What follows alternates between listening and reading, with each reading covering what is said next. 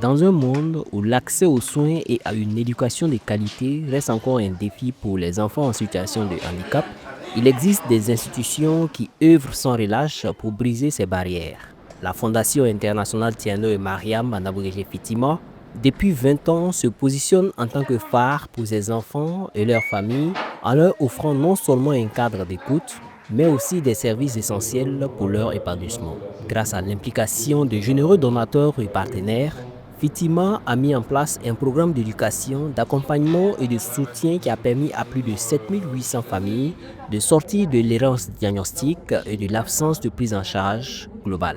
Le samedi 5 avril à Ouagadougou, un cocktail de reconnaissance nommé FITAN 2025 est organisé pour honorer ceux qui rendent cette mission possible. Depuis 2003, nous avons fait du chemin. On est parti d'un centre à Ouaga, un tout petit centre avec 5 élèves et 2 salariés. Et aujourd'hui, on se retrouve avec un grand centre à Ouaga, un grand centre à Conakry, un institut de formation des thérapeutes en Guinée, une association de soutien qui se trouve en France.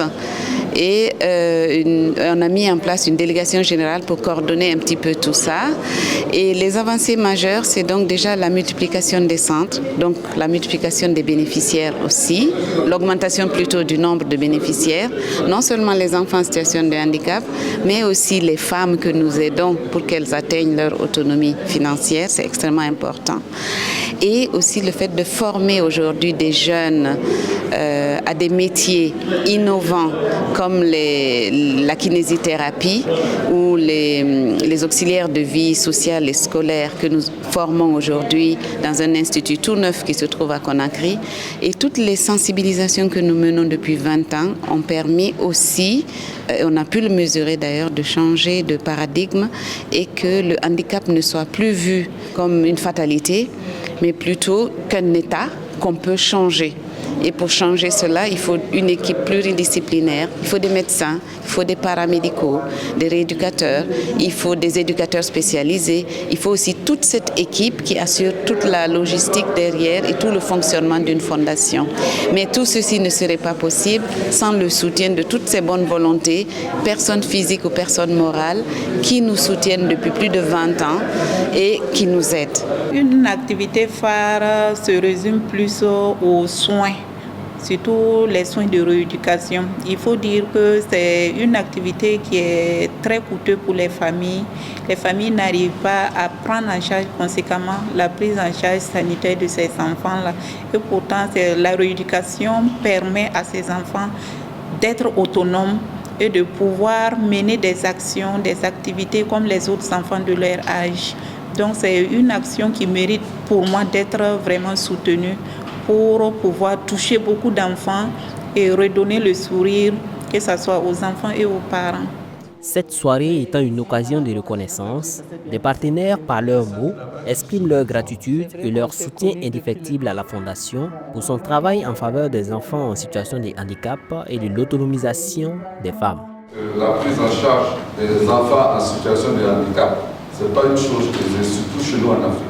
Parce que quand on a un enfant dans cette situation, il y a beaucoup de fatalités, il y a beaucoup d'histoires qu'on raconte.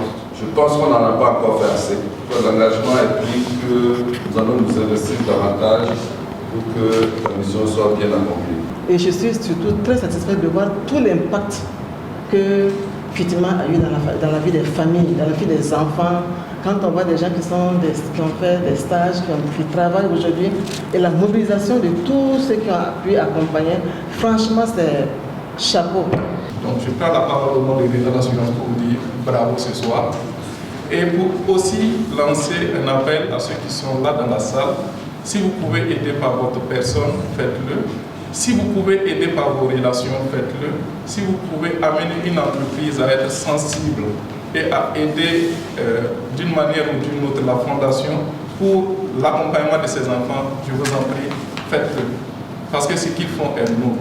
Pour soutenir les familles à revenus modestes dans la prise en charge de leurs enfants, Fitima a mis en place un système de parrainage présenté aux participants. Occasion pour la Fondation d'inviter les bonnes volontés à soutenir encore davantage la Fondation afin d'offrir aux enfants handicapés un avenir meilleur.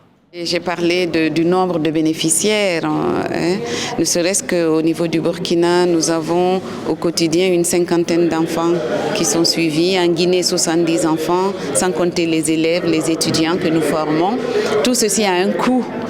Tout ceci a un coût et donc je lance un appel, n'est-ce pas, à toutes les bonnes volontés pour, par exemple, parrainer nos enfants. Il faut savoir que certains de nos enfants sont issus de familles vraiment très démunies et que sans l'aide de personnes de bonne volonté, eh bien, on ne pourrait pas prendre soin de ces enfants-là. Donc je lance un appel pour que des personnes de bonne volonté prennent contact avec la Fondation ou aillent sur le site de la Fondation, c'est www.fitima.org,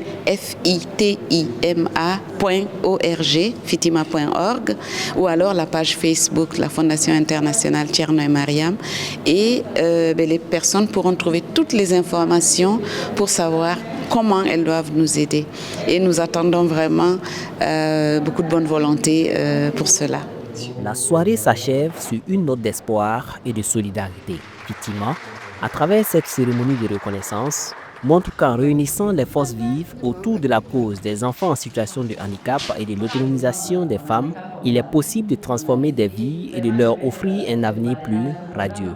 On affirme à Fitima et on sait que c'est comme ça. Un monde sans exclusion, c'est vraiment possible. Mais il faut que tout le monde s'y mette. Merci. Merci.